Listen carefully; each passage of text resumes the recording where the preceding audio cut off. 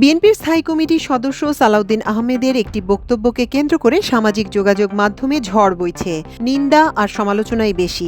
অনেকে এ বক্তব্য নিয়ে ট্রলও করছে। সালাউদ্দিন আহমেদের বক্তব্যটি ছিল, ডক্টর ইউনূসের পদত্যাগ বিএনপি চায় না, তবে আবেগের বশবর্তী হয়ে তিনি চলে গেলে জনগণ বিকল্প খুঁজে নেবে। শুক্রবার একটি টেলিভিশন চ্যানেলকে দেয়া সাক্ষাৎকারে এমন মন্তব্যের পর হইচই শুরু হয় রাজনৈতিক অঙ্গনে। ভিডিওটি সামাজিক যোগাযোগ মাধ্যমে মুহূর্তের মধ্যেই ভাইরাল হয়। রাতে এ বক্তব্যের একটি ফটো কার্ড বিএনপির অফিসিয়াল ভেরিফাইড ফেসবুক পেজে শেয়ার দেওয়া হয়।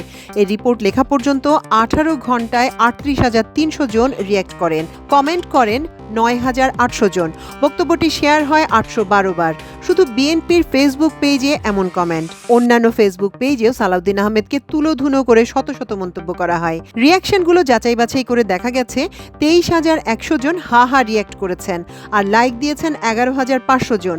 লাভ রিঅ্যাক্ট দিয়েছেন 2,100 জন, আর 1,200 জন দুঃখ প্রকাশ করেছেন। মন্তব্যকারীদের অধিকাংশই সালাউদ্দিনের বক্তব্যের তীব্র সমালোচনা করেছেন, কেউ কেউ নিন্দা জানিয়েছেন। সালাউদ্দিনের ভারতে অবস্থানের বিষয়টি নিয়েও মন্তব্য করেন অনেকে।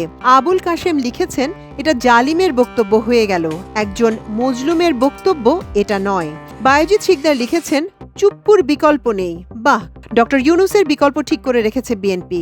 একটা দুর্ঘটনা, সারা জীবনের কান্না, একটা বেফাস মন্তব্যে বেরিয়ে গেল থলের বিড়াল। ফরিদ পারভেজ সালাউদ্দিনের নামের বিকৃতি করে লিখেছেন, ডক্টর ইউনূস পদত্যাগ করলে সালাউদ্দিনকে দায়িত্ব দেওয়া উচিত, তার অধীনেই হবে আগামী জাতীয় নির্বাচন।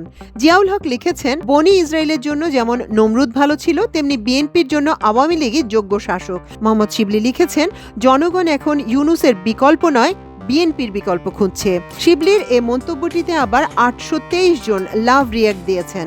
ইব্রাহিম খলিল বিএনপির এই ফেসবুক পেজে লিখেছেন, সালাউদ্দিন খুব সুন্দরভাবে স্বাধীন বাংলাদেশের স্বপ্নকে নষ্ট করে দিচ্ছেন, তিনি অপদস্থ হয়ে ধ্বংস হয়ে যাবেন। কায়েস আহমেদের মন্তব্য, সালাউদ্দিন কি বিকল্প হিসেবে আবার শেখ হাসিনাকে নিতে চান, যাতে শেখ হাসিনা আগের মতোই সবাইকে দৌড়ঝাঁপের উপর রাখেন? সাইদুল আজম লিখেছেন, বাহ, সালাউদ্দিনের মুখে বুলি ফুটেছে। বিএনপির কর্মী দাবি করে শাহিন নামে একজন সালাউদ্দিন আহমেদকে উদ্দেশ্য করে লিখেছেন, 17 বছর কি করুণ কষ্ট করেছি, সেটা সালাউদ্দিন ভাই কি বোঝেন না? এটার জন্য তো সিনিয়র নেতারাই দায়ী।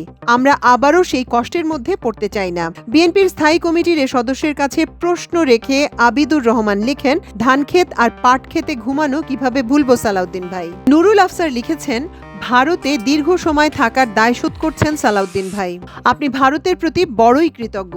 মোহাম্মদুল্লাহ বিন হাফিজ লিখেছেন, শেখ হাসিনার প্রধান শত্রু ছিল তার মুখের ভাষা ও অতিরিক্ত কথা বলা।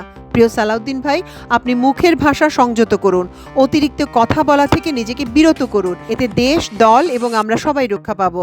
আফজার আহমেদ লিখেছেন, এই মুহূর্তে দেশে ডক্টর ইউনূসের বিকল্প খুঁজছেন নারায়ণগঞ্জের জাকির হোসেন।